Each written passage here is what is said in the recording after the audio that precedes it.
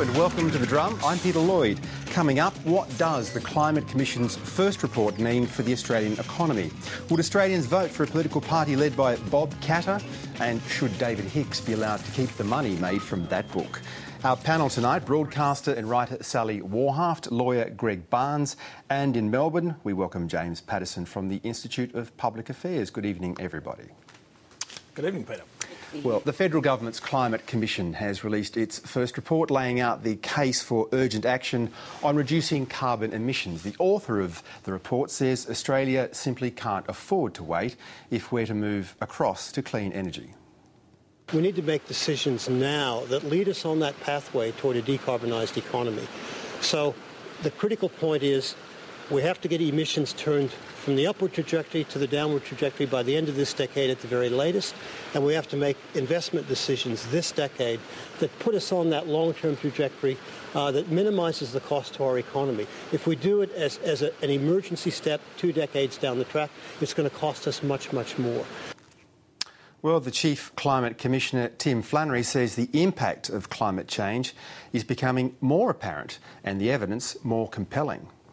It's clear from the report that the evidence is becoming more convincing year by year. It was always very good, even back in 2007. But for Australia, we're seeing impacts more clearly. We're seeing the sea level rise that was predicted. We're seeing the decline in rainfall continue, particularly in the southwest of Western Australia. We're seeing impacts on the Great Barrier Reef and so forth. Tim Flannery, well, both Labor and the Greens have seized on the report to push the need for urgent action.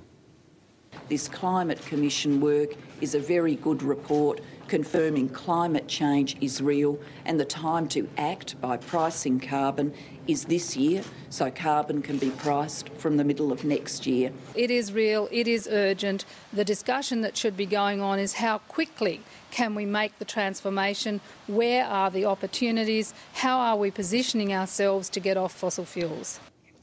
Well, not surprisingly, perhaps, the Coalition MPs aren't all convinced. Senator Nick Minchin has labelled the report alarmist nonsense, and National Senator Barnaby Joyce says what Australia does won't make a difference. We are not going to change the climate from this building. We can make people poorer, we can definitely do that. We can make people's lives more difficult, but we are not going to change the temperature of the globe. We are not going to affect the temperature of the globe. And this is the crucial fact that Mr Flannery will not be telling people. That basically this is a gesture, and if you get yourself tangled up in gestures that have no effect but make people's lives more miserable. Well, you could almost have written those lines